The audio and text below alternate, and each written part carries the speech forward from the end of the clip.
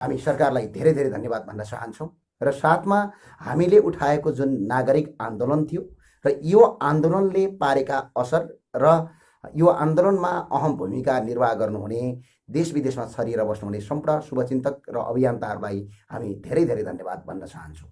र अर्को कुरा आज हामी स्पेशल कुरा उठाउनेछौँ, हामीले सीमा सम्बन्धीको नक्सा मात्र पारित गरेर हुन्छ कि बाँकी सरकारले गर्नुपर्ने काम र कर्तव्यहरू के हुन्, अर्थात् हामी नागरिकको स्तरबाट र हामी अभियन्ताको स्तरबाट र हामी जसरी सामाजिक सञ्जाल चलाएर बसेका छौँ त्यो स्तरबाट र एउटा नेपालको सचेत नागरिक भएको हैसियतबाट हामीले खेल्नुपर्ने भूमिकाका सम्बन्धमा आज हामी कुराकानी गर्नेछौँ। र अर्को कुरा, सरकारले नक्सा मात्र पारित गरेर हुन्छ कि यो नक्सा पारित गरेर मात्र हुने कुरा हो कि र यसलाई धेरैभन्दा धेरै यो सरकारले गर्नुपर्ने काम र कर्तव्यहरू के हुन् भन्ने विषयमा आज हामी छलफल गर्नेछौँ। नक्सा मात्र पारित गरेर हुन्छ कि र यसलाई अझै हामीले गर्नुपर्ने डिप्लोमेटिक्स कामहरू, कूटनीतिक कामहरूलाई हामीले कसरी अगाडि बढाउन सक्छौँ भन्ने कुरालाई हामीले मध्यनजर गर्नुपर्ने रहन्छ। र यसका लागि हामीले के गर्न सक्छौँ र हामीले गर्न पर्ने के हो र हामीले यसको इतिहास के हो, हामी किन सडकमा बर्बरी कराइरहेका थियौँ, हामी सडक आन्दोलन किन गरिरहेका थियौँ, लिम्पियाधुरा, कालापानी, लिपु लेकका बारेमा बारम्बार हामीले कुरा किन उठाइरहेका थियौँ र यही कारणमा हामी पक्राउ किन परिरहेका थियौँ, हामीमाथि अभद्र विभिन्न किसिमका मुद्दाहरू किन लगाइएको थियो। त्यति मात्र होइन, हामी यो नक्सा सम्बन्धीका लागि र यो राष्ट्रियताका लागि हामी दार्चुला किन गएका थियौँ र हाम्रा अभियन्ताहरूले बारम्बार यो भूमिका किन निर्वाह गरेका थिए भन्ने विषयमा आज हामी कुराकानी गर्नेछौँ। र अर्को कुरा के छ भने, चर्चित बलिउड अभिनेत्री आदरणीय दिदी मनिषा कोइरालामाथि जसरी बलिउड अहिले भारतका मिडियाहरूले जुन हिसाबले तल्लो स्तरबाट उहाँमाथि गरेका जुन हमला छन् त्यो हमलाको हामी घोर भर्त्सना गर्छौँ र यो विषयमा आज कुराकानी गर्नेछौँ।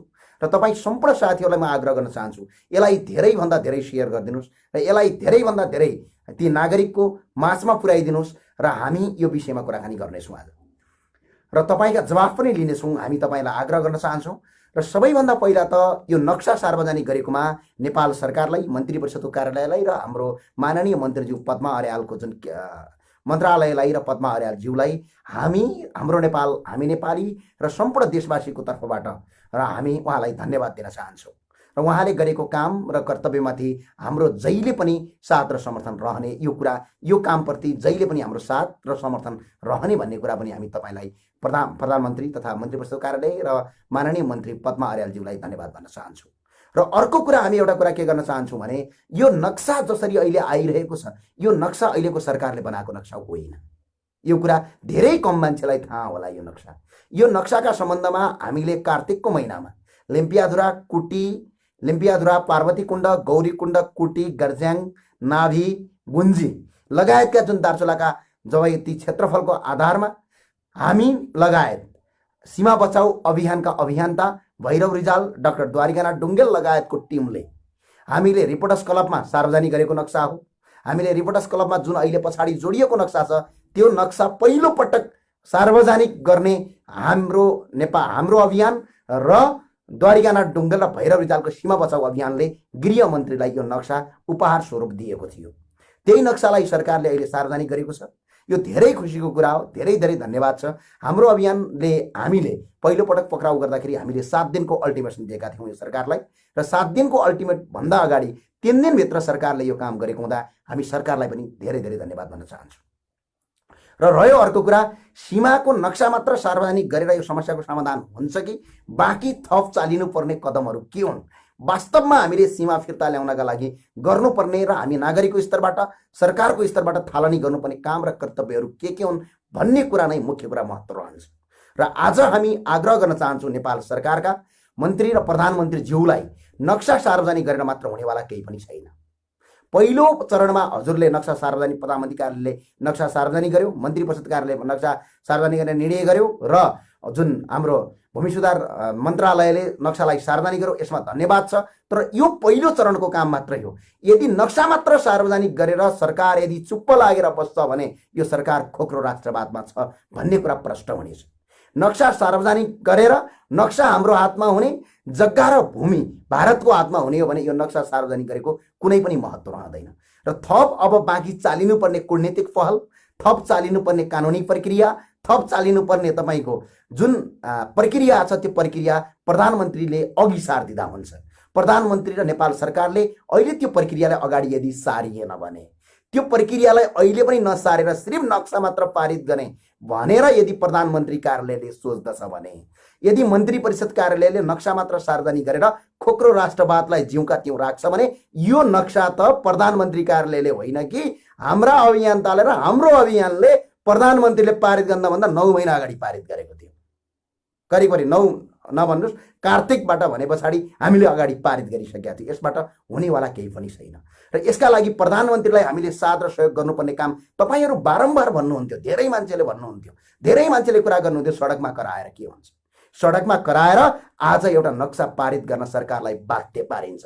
यही हो सडकको तागत, यही हो सडकको शक्तिको कुरा, यही हो नेपालका एउटा सचेत नागरिक र एउटा रेसनल नागरिक र एउटा अभियन्ताको पावर भनेको यही हुन्छ। यसैलाई भन्छ शक्ति। यदि हामी सडकमा नकराइदिएको भइदिया भए, यदि हामीले कुटी गुन्जी र लगायतको यो नक्सा जो अहिले सार्वजनिक गरेको नक्सा सरकारलाई कार्तिकको महिनामा नदिया भइदिया भए आज सरकारले नक्सा पारित गर्दैन। तपाईँ ढुक्क हुनुहोस्।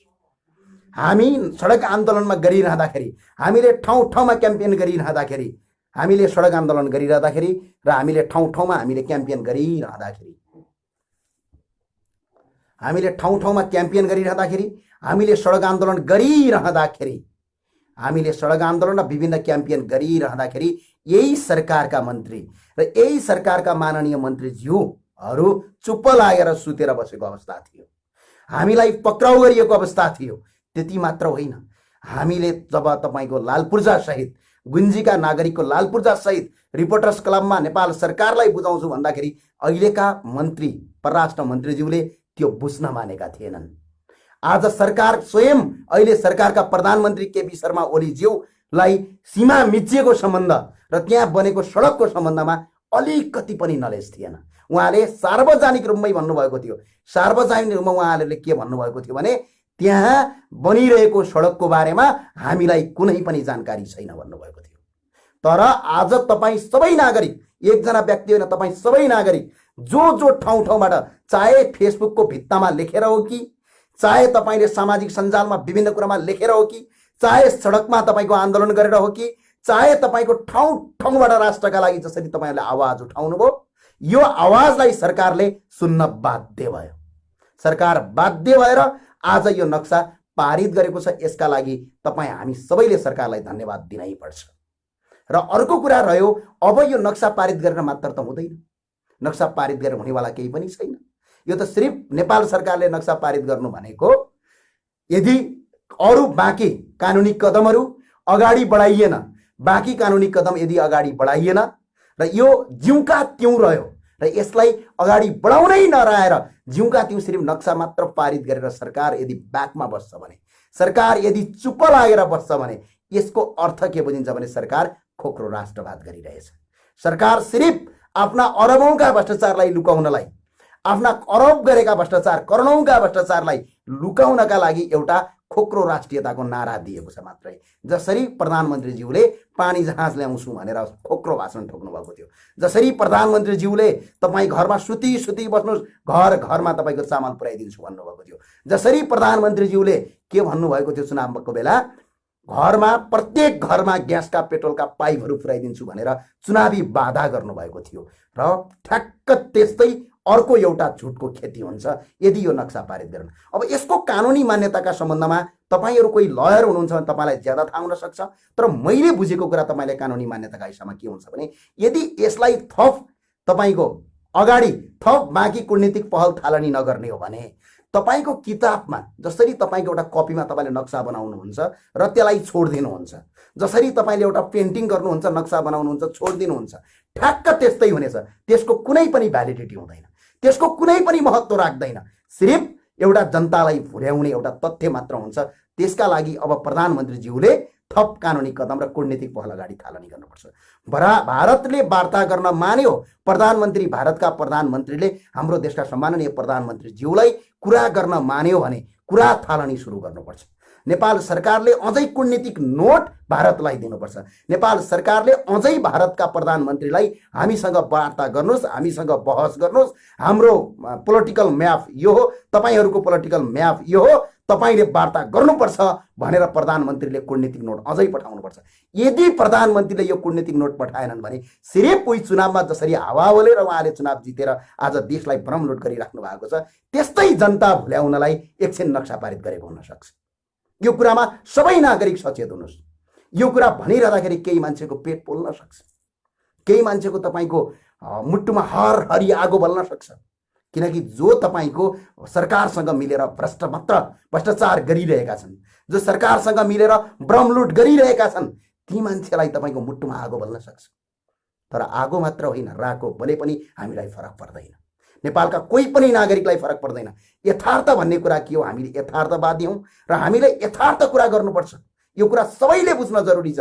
प्रधानमन्त्रीज्यूले अब यो नक्सा मात्र पारित गरेर उहाँ चुप लागेर बस्नुभयो भने ठ्याक्कै चुनावमा उहाँले जसरी त्यो एउटा दिमाग साम्रा प्रधानमन्त्रीज्यूको झुटको खेती गर्ने, जहिले पनि झुट बोल्नुहुन्छ, त्यो झुट बोलेको मात्रै ठहरिनेछ। किनभने मैले अघि नै भनिसकेँ, यसको भ्यालिडिटीका कुरामा, यसको वैधानिकताका कुरामा के रहन्छ भने तपाईँले कपीमा एउटा नक्सा बनाएर घरमा राख्नु र प्रधानमन्त्री कार्यालयले नक्सा, अहिलेको मन्त्री परिषदले नक्सा त्यो पत्रकारका अगाडि देखाउनु एउटै रहन्छ। यदि त्यो नक्सा अनुसार थप कूटनीतिक पहल थालनी भएन, संयुक्त राष्ट्रसङ्घमा मुद्दा दर्ता गरिएन, अन्तर्राष्ट्रिय अदालतमा मुद्दा दर्ता गरिएन भने पछाडि यो जस्ताको जस्तै जिउका तिउँ रहन्छ। सिर्फ भारतसँगै मिलेर म नेपालमा सकिन लागेँ, यहाँ मैले अरबौँको भ्रष्टाचार, करोडौँको भ्रष्टाचार मेरो मन्त्रीकालमा भयो, मेरा कार्यकर्ताले करोडौँ रुपियाँ कुम्ल्याए, ठाउँ ठाउँमा लुट्न सुरु गरे, नागरिकले अब कहीँ गए पनि छोड्दैनन्, बरु एउटा राष्ट्रवादका लागि एउटा नक्सा म पारित गरिदिन्छु, थप म कदम चाल्दिनँ, तपाईँहरू चुप लाएर बस्नुहोस् भनेर भारतका कूटनीतिज्ञसँग कुरा गरिएर नक्सा पारित गरेको ठहरिन्छ। यदि प्रधानमन्त्रीजीले थप कदम चाल्नु भएन भने, प्रधानमन्त्रीज्यूले थप कदम चाल्नु भएन, प्रधानमन्त्रीज्यूले तपाईँको यही सिर्फ नक्सा पारित गरेर राष्ट्रवाद गरेको मैले राष्ट्रियता बचाएको भनेर यदि गर्नुहुन्छ भने यहाँभन्दा ठुलो झुट यो संसारमा केही पनि हुन सक्दैन। हामी त्यही भएर आग्रह गरौँ, सबैले आग्रह गरौँ, जो हेर्नु भएको छ आग्रह, नक्सा पारित गर्नु सबैभन्दा राम्रो काम हो। यो कामको सबैले ताली पट्काएर स्वागत गरौँ, सम्माननीय प्रधानमन्त्रीज्यूको र मन्त्री परिषदको सबैले स्वागत गरौँ। तर यो नक्सा मात्र पारित गरेर केही पनि हुँदैन। नक्सा हाम्रो हातमा हुन्छ, नक्सा भारतको हातमा पनि छ, नेपालको हातमा मात्र छैन नक्सा। पोलिटिकल म्याप कार्तिकको महिनामा भारतले पारित गरेको छ। लिम्पियाधुरा, कालापानी र लिपुलेख आफ्नो भूभागभित्र हो भनेर भारतले पारित गरेको छ त्यो नक्सा। हामीभन्दा अगाडि भारतले पारित गरेको नक्सा। त्यतिखेर नै कूटनीतिक नोट पठाएर प्रधानमन्त्रीले गर्नुपर्ने कामलाई प्रधानमन्त्रीले चुप लाएर बस्नुभयो। सम्माननीय प्रधानमन्त्रीज्यूले सर्वदलीय मिटिङ राख्नुभयो, मन्त्री परिषदको मिटिङ राख्नुभयो, भारतसँग म कूटनीतिक पहल थालनी गर्छु, यो आन्दोलन स्थगित होस् भनेर उहाँले भनिसके पछाडि त्यो आन्दोलन हाम्रो स्थगित भयो। त्यो आन्दोलनलाई हामी सबैले स्टप गर्यौँ। तर प्रधानमन्त्रीज्यूले झुटको खेती गर्नुभयो र प्रधानमन्त्रीज्यूले भारतसँग कुनै पनि कूटनीतिक पहल थालनी गर्नु भएन।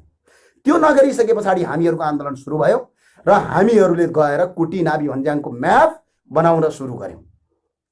त्यो कुटी गुन्जी र नाभी सहितको अहिले जो नयाँ म्याप बनेको छ, यो म्याप बनाउने मान्छे सिर्फ 2 जना हुन्, नेपालका प्रधानमन्त्री अहिले मन्त्री परिषद होइन। यो कुरा सबैको दिमागमा जाओस्। यो गर्ने काम भनेको भैरव रिजाल, डाक्टर द्वारिका प्रसाद ढुङ्गेल र लगायत हाम्रो अभियानले पहिलो पटक सार्वजनिक गरेको थियो। नेपालको आधिकारिक नक्सा यस्तो हुनुपर्छ। र अर्को कुरा सुन्नमा के आएको छ भने यो नक्सा पहिलो होइन। तपाईँहरू सबैले बुझ्नु होला, यो नक्सा पहिलो पटक प्रधानमन्त्रीले सार्वजनिक गरेको नेपालको नक्सा होइन। भारतका विभिन्न मिडियाले के भनेका छन् भने नेपालको पहिलाको नक्सा यस्तो थियो, अहिले नेपालले हाम्रो जमिन लियो र हाम्रो चीनसँग लागेर हाम्रो जमिन लग्यो भनेर अहिलेको नक्सा र अस्ति याभन्दा अगाडिको नक्सा र अहिले पारित गरेको नक्सालाई, दुईटा नक्सालाई मिक्स गरेर भारतका विभिन्न मिडियाले प्रसार गरेका छन्। यो गलत हो। 2031 सालभन्दा अगाडि अहिले प्रधानमन्त्रीज्यूले जो अहिले पारित गरेको नक्सा नै नेपालको आधिकारिक नक्सा हो। सम्माननीय प्रधानमन्त्रीज्यूलाई हामी आग्रह छ, त्यो कुरा बुझ्न उहाँले जरुरी छ। उहाँले भन्नुभएको छ हामीले किताबमा कहीँ पनि पढेनौँ, तपाईँ झुट बोल्दै हुनुहुन्छ सम्माननीय प्रधानमन्त्रीज्यू। 2031 सालभन्दा अगाडिका नेपालका जति पनि किताबमा तपाईँको आधिकारिक नक्सा पढाइ गरिएको छ। जो अहिले लागू गरेको नक्सा 2031 सालभन्दा अगाडि प्रत्येक नेपालको शैक्षिक पाठ्यक्रममा पढाइ गरेको आजसम्म हामीले प्रुफ भेटाएका छौँ। स्वयं द्वारिकानाथ ढुङ्गेल लगायतका जो अहिले नक्सा सीमा बचाउ अभियान छ, उहाँहरू नै पढ्दाखेरि अहिलेको आधिकारिक नक्सा पढ्नुहुन्थ्यो। यो कुरा भारतका मिडियाले झुट गरिरहेका छन् र प्रधानमन्त्रीज्यूले झन् भारतलाई झन् फाइदा हुने काम गरिरहेका छन् कि पहिलो पटक मैले नक्सा पारित गर्ने भनेर। यो गलत हो। पहिलो हाम्रो 2031 सालभन्दा अगाडि नेपालमा तपाईँको त्यो नक्सा आधिकारिक रूपमा किताबमा पढाइ हुन्थ्यो र शैक्षिक पाठ्यक्रममा पढाइ भइरहेको छ र प्रधानमन्त्रीज्यूले के भन्नुपर्थ्यो भने हाम्रो आधिकारिक नक्सा पहिला यस्तो थियो, बिचमा तपाईँको बिचका केही राजनीतिक दलका कार्यकर्ताहरूले, केही राजनीतिक दलका जो देश बेचुवाहरूले नक्सा बिचमा तपाईँको खराब गरे, त्यही भएर पहिलाको 31 सालभन्दा अगाडिको जो हाम्रो आधिकारिक नक्सा हो यो नक्सा हामी पारित गर्छौँ भनेर भन्नुपर्नेमा उहाँले नयाँ नक्सा पारित गरे भन्नुभयो। त्यो नै पहिलो झुट हो। यसले गर्दा भारतलाई अन्तर्राष्ट्रिय अदालतमा भोलि भारत गयो भने भारतलाई मुद्दा जित्न सजिलो हुन्छ। प्रधानमन्त्रीज्यूले भारतको काम गर्नुहुन्छ, यो कुरा सबैले बुझ्नुपर्छ। चाहे तपाईँको प्रधानमन्त्री कार्यालयका मान्छे किन नहुन्, स्वयं नेकपाका सांसदहरू महोदयहरू किन नहुन्, स्वयं तपाईँको अरू कुनै सांसदहरू किन नहुन्, उहाँ सबैलाई मेरो विनम्र अनुरोध छ, यो कुरालाई हामीले बुझ्न जरुरी छ। र अर्को कुरा के रह्यो भने कूटनीतिक पहल थालनी गरिएन, बाइ द केस कूटनीतिक पहल थालनी गरिएन भने पछाडि यो के हुन्छ, खोक्रो राष्ट्रवाद हुन्छ। र अर्को कुरामा आग्रह गर्न के चाहन्छु भने यो नक्सालाई बाहिर देखाएर सबै नागरिकलाई त्यसमा भुलाएर सम्माननीय प्रधानमन्त्रीज्यू अहिले संसदबाट एमसीसी पारित गर्न खोज्दै हुनुहुन्छ। सम्माननीय प्रधानमन्त्रीज्यू अस्ति भनिसक्नुभयो उहाँले संसदमा, सम्माननीय प्रधानमन्त्रीज्यूले संसदमा बोल्नुभयो र भन्नुभयो कुनै पनि बेला तपाईको हाम्रो संसदले र हाम्रा सभामुखले अगाडिको ढोकाबाट पछाडिको ढोकाबाट होइन, अगाडिकै ढोकाबाट हामी एमसीसी पारित गर्छौँ भन्नुभयो। त्यो हुँदाखेरि यहाँ षड्यन्त्र के देखिन गएको छ भने नक्सा पारित गराएर एकछिन राष्ट्रवाद जस्तो देखाइदिने, यताबाट एमसीसी स्वाट्टै पारित गर्ने भन्ने कुरा देखिन गएको देखिन्छ। यदि त्यो प्रधानमन्त्रीले गर्नुभयो भने नेपालका तमाम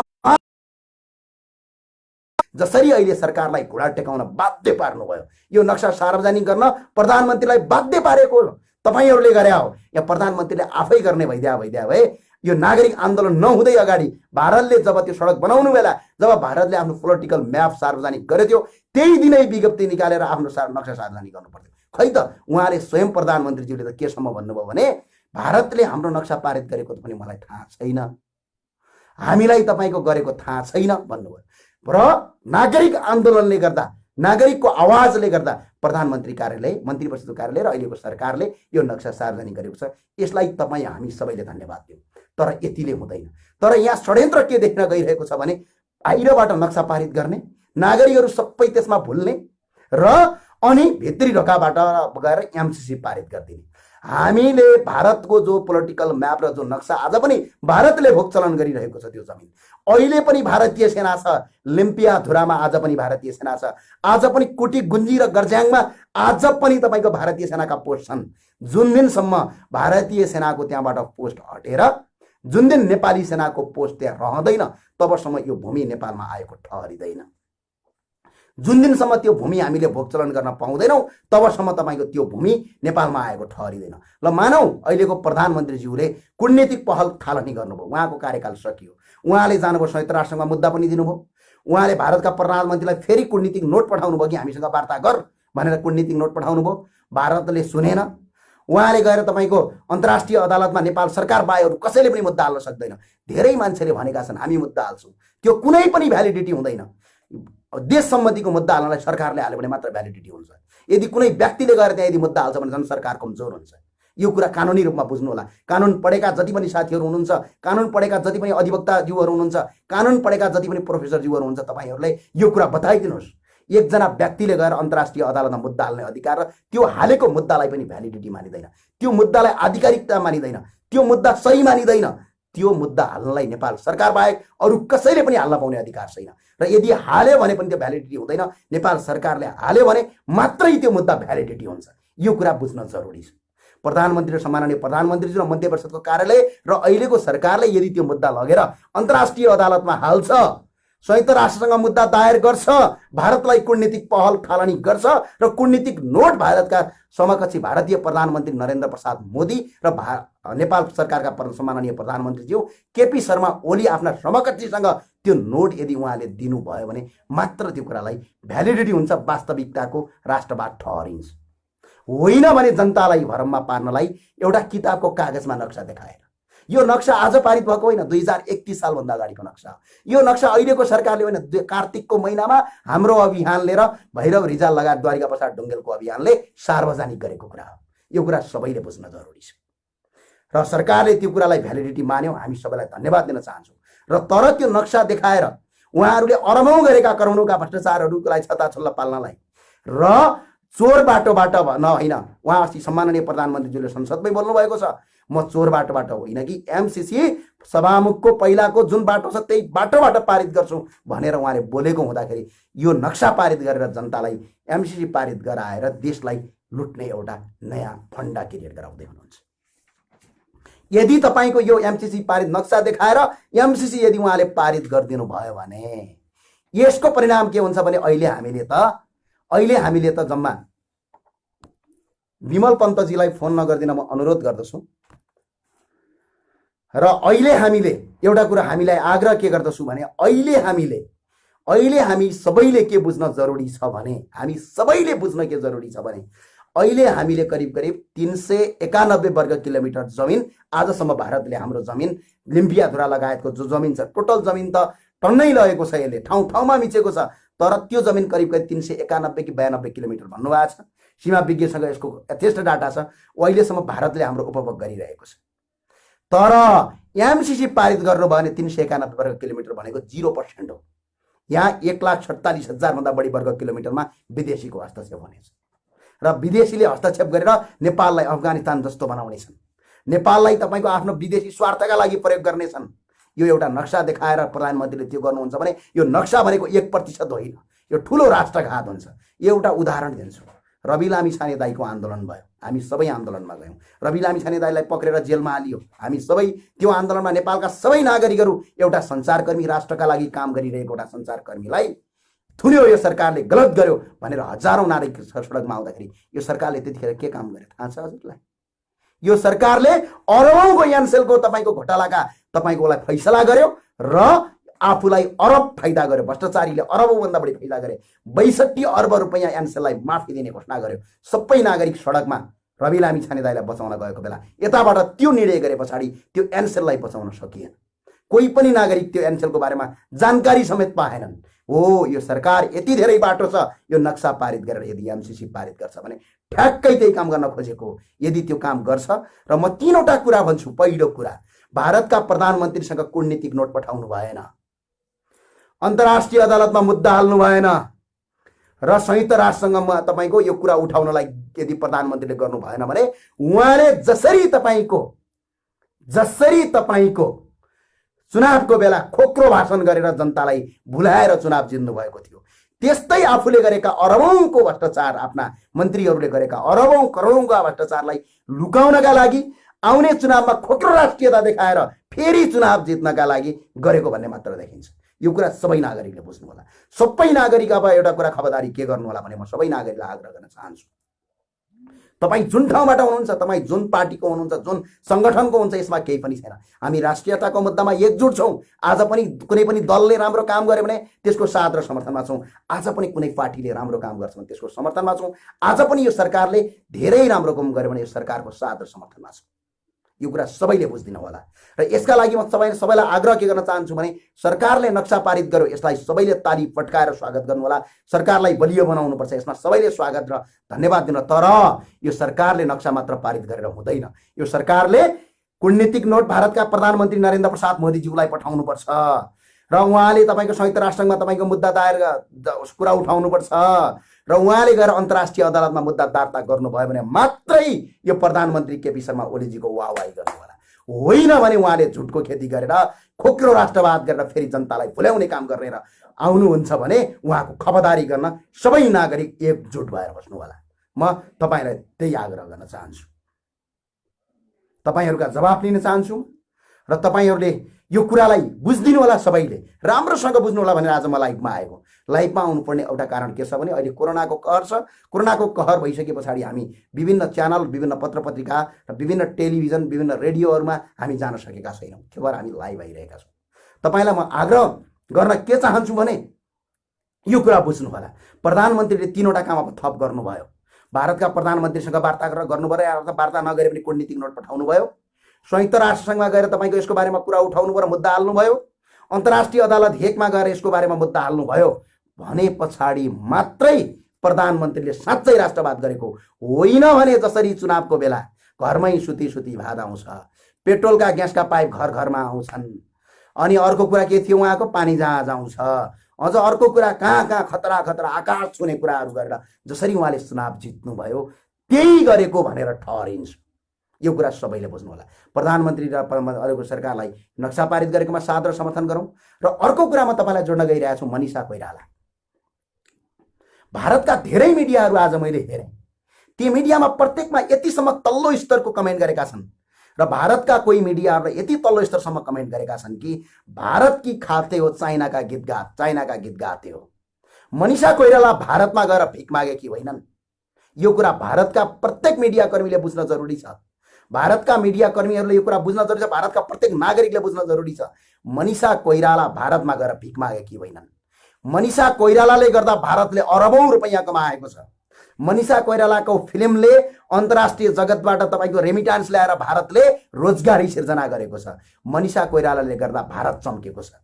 अर्को कुरा, मनिषा कोइराला फिल्म इन्डस्ट्रीमा जाँदाखेरि बलिउडको हालत के थियो, यो कुरा पनि भारतका मिडियाकर्मीहरू हो, भारतका सञ्चारकर्मीहरूको दिमागमा डाल्न जरुरी छ। जब मनिषा कोइरालाले भारतको बलिउडलाई स्ट्रङ बनाउन, भारतको आज अर्थतन्त्रको केही प्रतिशत जीडीपी बलिउडबाट आउँछ, त्यो बलिउडलाई यहाँसम्म पुर्याउनलाई मनिषा कोइरालाले भारतलाई ठुलो टेवा पुर्याउनु भएको छ। र आज आफ्नो देशका लागि उहाँले कुनै एउटा कुरा गर्नुभयो भने, आज राष्ट्रका लागि एउटा कुरा गर्नुभयो भने मनिषा कोइरालामाथि जुन अभद्र व्यवहार गरिएको छ त्यो व्यवहारको हामी घोर भर्त्सना गर्दछौँ। र मनिषा कोइरालाले भारतलाई रेमिटान्स भित्राएको, मनिषा कोइराला भिख माग्न गएको होइन। र यदि त्यो कुरा हुँदछ भने, भारतको यदि हिम्मत र दम छ भने, मनिषा कोइराला मात्र होइन, नेपालका सेना गोर्खा रेजिमेन्टले भारतलाई फिर्ता ल्याउँदा भयो। भारतले भन्न सक्नु पर्यो गोर्खा रेजिमेन्ट हामीलाई चाहिँदैन। भारतले भन्न सक्नु पर्यो यो गोर्खा रेजिमेन्ट हामीले चाहिँदैन। जुन दिन भारतले गोर्खा रेजिमेन्ट हामीलाई चाहिँदैन, गोर्खा रेजिमेन्ट फिर्ता हुनुपर्छ भनेर भन्, भोलिपल्टका दिनमा तपाईँहरूको भारतको दिल्लीमा पाकिस्तानको झन्डा फरफराउँछ। यो कुरा बुझ्न जरुरी छ। हामी नेपालीको इतिहासमा जाने हो भने भारतलाई प्रत्येक पटक नेपालीले बचाएको छ। प्रत्येक आन्दोलनमा भारतलाई सघाएको छ, अन्तर्राष्ट्रिय स्तरमा भारतलाई सघाएको छ। आज अर्काको देशको नक्सा लिने, त्यही नक्सालाई मनिषा कोइरालाले आधिकारिकताको कुरा गर्नुहुन्छ भने मनिषा कोइरालामाथि यो अभद्र व्यवहार गलत छ। र यदि मनिषा कोइरालाले भारतबाट खान्छ आफ्नो देश जहाँ, अर्थात् भारतबाट छोड भनेर यदि भारतका कुनै पनि सरकारी होद्दा र त्यहाँका कर्मचारी, त्यहाँका नागरिकले गर्छन् भने नेपालमा बसेका 70 लाख भन्दा बढी भारतीयलाई ढग्रो ठट्टाएर खेदाउने हैसियत राख्दछौँ हामी। र भारतका जो व्यापारी नेपाल आएर लुटिरहेका छन् ती लुटेरालाई यो देशबाट बहिष्कार गर्छौँ हामी। यो कुरा पनि तपाईँहरूले बुझ्नु होला। उहाँहरू आफ्नो मेहनतले गर्दाखेरि हो। मनिषा कोइरालाले भारतमा गएर मागेर खाएको होइन। मनिषा कोइराला भारतमा गएर भारतको बलिउडलाई यहाँसम्म पुर्याउने योगदान छ। मनिषा कोइरालाले गर्दा भारतले कति धेरै रेमिटान्स भित्राएको छ। मनिषा कोइरालाले गर्दा भारतले कति धेरै तपाईँको पैसा अर्काको देशको भित्राएको छ। ठाउँ ठाउँमा मनिषा कोइरालाका फिल्महरू हिट भएका छन्। चाहे अफ्रिकाबाट पनि पैसा लगेको छ, विदेशबाट, विदेशका विभिन्न देशबाट भारतलाई तपाईँको अर्थतन्त्र आएको छ। मनिषा कोइराला त्यहाँ रोटी खान गएकी होइन। मनिषा कोइराला नेपालको चेली हुन्। मनिषा कोइराला गोर्खालीकी छोरी हुन्। यो कुरा भारतीयहरूले बुझ्नु जरुरी छ। र यदि भारतीयले हामीलाई गोर्खा पनि चाहिँदैन, नेपाली पनि चाहिँदैन भनेर देखाऊ, भनेर मात्र देखाएको 1 महिना पछाडि पाकिस्तानले अट्याक गर्छ भारतलाई। यो कुरा बुझ्नुहोस्। र भारतको दिल्लीमा भारतीय झन्डा हुँदैन, पाकिस्तानको झन्डा हुन्छ। यो कुरा बुझेर राख्नु होला। र भारतलाई हामी आग्रह गर्न चाहन्छौँ, नेपालीका तर्फबाट, हामीहरूको तर्फबाट मनिषा कोइराला दिदीले उठाएको मुद्दामा हाम्रो साथ र समर्थन छ। मनिषा कोइरालालाई अहिले पनि I am with Manisha Koirala. सबै नागरिकले मनिषा कोइरालालाई स्वागत गर्नुहोस्। सबै अभियन्ताहरूले मनिषा कोइरालालाई यतिखेर साथ दिने समय त साथ दिउँ। र यदि त्यो अवस्था सिर्जना हुन्छ, मनिषा कोइरालाको अवस्था सिर्जना हुन्छ भने नेपालमा भारतीय कुनै पनि टेलिभिजन हामी बन्द गराउँछौँ। र यदि सरकारले त्यो टेलिभिजन बन्द गराउँदैन भने, सरकारले ती भारतका टेलिभिजन, सोनी टेलिभिजन, दुनिया टेलिभिजन, विज्ञापन भारतमा बुझाउने विज्ञापनको पैसा, बोरो प्लस दुनिया तपाईँले विज्ञापन जो हेर्नुहुन्छ नि, त्यो पैसा भारतमा बुझाउने भारतका कम्पनीले, भारतको टेलिभिजनले पैसा कमाउने, फ्रीमा नेपालमा एडभर्टिजमेन्ट गर्ने। अझ त्यति मात्र होइन, च्यानलमा आएको सोनी टेलिभिजनले 1 महिनाको एकजनाबाट 10 रुपैयाँ भन्दा बढी एकजना व्यक्तिबाट टेलिभिजनको चार्ज लिन्छ। च्यानलको थ्रोबाट, डिसोमबाट र अन्य च्यानलबाट तपाईँको त्यो पैसा लिन्छ। पे आउट गरेको पैसालाई फ्रीमा नेपालमा विज्ञापन बजाएर अरबौं पैसा कमाइरहेका छन् यिनीहरूले। भारतको सामान नेपालमा बिक्री गरेर करोडौं होइन अरब भन्दा बढी कमाइरहेका छन्। म भारतमा अडिट गरिरहँदाखेरि त्यहाँको टोटल तपाईँको जीडीपीको रेमिटान्समा नेपाल तेस्रो मुलुक पर्थ्यो, जसको जनसङ्ख्या भारतका बिहारका 2 देखि 3 जिल्लाभन्दा बढी छैन। त्यो जनसङ्ख्या भएको देशबाट भारतमा पैसा आउने पैसा मध्ये नेपाल तेस्रो नम्बरमा पर्थ्यो। त्यति पैसा नेपालबाट भारत जान्छ र भारतमा यदि मनिषा कोइरालामाथि त्यो अपैति गर्छ भने भारतका कुनै पनि च्यानल नेपालमा चल्दैनन्, भारतका बलिउडहरू चल्दैनन्। यो म दावा गर्छु मनिषा कोइरालामाथि त्यो भयो भने हाम्रो अभियानले यो कार्यक्रम सरकारलाई थालनी गर्नेछ, संचार मन्त्रालयलाई यो आग्रह गर्नेछ, बलिउडको एउटा फिल्म पनि नेपालका हलमा चल्नु हुँदैन। जसले हलमा चलायो त्यसले तपाईँको नेपालबाट बहिष्कार र नेपालीको धुलाई खान्छ। यो कुरा सबैले बुझ्नु होला, किनभने भारतले मनिषा कोइराला भिख माग्न गएकी होइन। भारतले त फिल्मबाट मात्र नेपालबाट अरबौं रुपियाँ कमाएको छ र टेलिभिजनबाट अरबौं रुपियाँ कमाइराखेको छ। त्यही भएर म आग्रह गर्न चाहन्छु, जो अभियन्ताहरू हुनुहुन्छ, जो यो राष्ट्रलाई माया गर्नुहुन्छ, अब व्यवहारमा पनि माया गर्ने बेला भएको छ। त्यति भन्छु म। सबैलाई धेरै धेरै धन्यवाद। र जाँदा जाँदै म आग्रह गर्न के चाहन्छु भने यो नक्सा सार्वजनिक गरेर मात्र हुँदैन, थप कूटनीतिक पहल सरकारले चालोस्, थप कूटनीतिक पहल अगाडि बढाओस् र ठाउँ ठाउँबाट मनिषा कोइराला जुन विभेद छ त्यो विभेदको विरुद्धमा छौँ हामी, मनिषा कोइरालाको साथमा छौँ र साथमा हामी आग्रह गर्न चाहन्छौँ यदि मनिषा कोइरालामाथि त्यो काम हुन्छ भने भारतका कुनै पनि टेलिभिजनहरू नेपालमा चल्न दिनु हुँदैन। यदि सरकारले त्यो हामीलाई चलायो भने तपाईँ सडकमा उत्रिनुपर्छ। र सरकारको यो काम सञ्चार मन्त्रालयको पहिला एक फेरि सञ्चार मन्त्रालयले एउटा नियम ल्याएको थियो, मिडिया क्लिन फिड विधेयक ल्याएको थियो। क्लिन फिड विधेयक फेरि लागू गर्नुपर्छ। क्लिन फिड विधेयकले यो भारतीय प्रचार प्रसारलाई रोक्छ र भारतका च्यानलहरू पनि बन्द हुने अवस्था हुन्छ र त्यसका लागि नेपालका ती हाम्रा दिदीबहिनीहरू दाजुभाइहरू सबै तयार हुनुपर्छ र एकजुट भएर अगाडि बढ्नुपर्छ। एकजुट हुने बेला आएको छ। र जाँदा जाँदा एउटा प्रश्न गर्छु, सडकमा कराएर केही हुँदैन भन्नेहरू हो। आज सरकारले सार्वजनिक गरेको नक्सा यही सडकमा कराउनेहरूले नै यो सरकारलाई दिएका हुन् भन्ने कुरा तपाईँ बुझ्नु होला। यति भने तपाईँलाई पुग्छ होला। तपाईँ राष्ट्रका लागि कराउनुहोस्, राम्रो कामको लागि समर्थन गर्नुहोस्, गलत कामको विरोध गर्नुहोस्। हामीबाट पनि यदि भइ कहिलेकाहीँ गलत हुन्छ भने तपाईँले औँला ठड्याउन सक्नुहुन्छ। तर सच्चा कामका पछाडि तपाईँको हात धोएर लाग्नुभयो भने तपाईँ यो देशको अपराधी हो, यो विकास विरोधी हो, यो राष्ट्र विरोधी हो। यो कुरा तपाईँहरू बुझ्नु होला। हस्, धन्यवाद।